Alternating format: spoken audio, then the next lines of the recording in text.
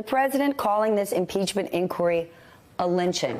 This is a moment where I think Republicans have to think for a second, is this the kind of person you want to go to the cross? So yeah, this is a lynching in every sense. This is un-American. The president's frustrated. I mean, if you had to go through the 3 years that that the president's had to live through. I think President Trump expresses his frustration in unique ways. From 1882 to 1968, an estimated 3,446 black people were lynched in the United States. The painful and gruesome history of these acts have found their way onto the Twitter sphere today, not in an educational way to highlight the pain and weight behind the history of lynching and maybe have people consider the context of the term, but because the president compared his impeachment inquiry to a lynching. To not understand the history of our country, to not understand the scourge of not only slavery, but the fact that lynching happened well beyond slavery, well into the days of people in this body, very well still being here.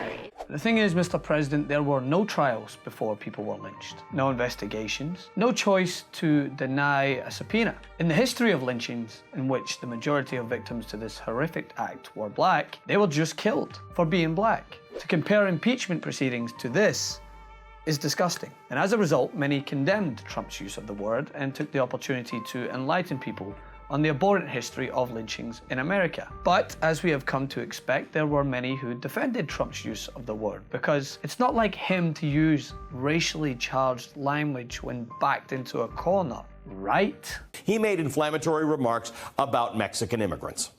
They're bringing drugs, they're bringing crime, they're rapists, and some, I assume, are good people. And here's the thing, maybe there are some people who would use lynching to mean being condemned or wrongfully accused. Maybe those who do are naive to the context behind it, because words without context don't mean anything. But when you take into context the person saying it, the same person who pushed the birther theory, the same person who called for the execution of 5 young black men wrongfully accused of a crime, and still to this day has not apologized for it, the same person who refers to immigrants as an infestation, the same person who banned an entire religion. You realize this person knows exactly what he's doing when he invokes the term.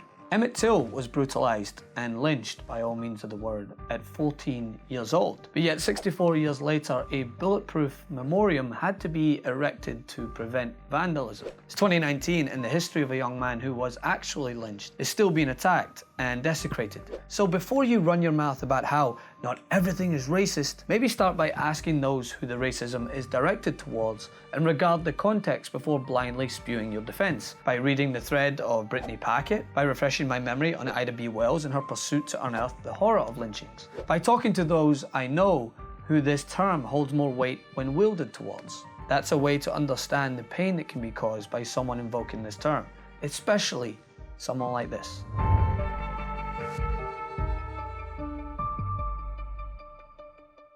Never miss another breakdown video by ringing the bell below. You'll get notified whenever we publish something new. And don't forget to join TYT today. Download our TYT Plus app on your phone or head over to tyt.com/join.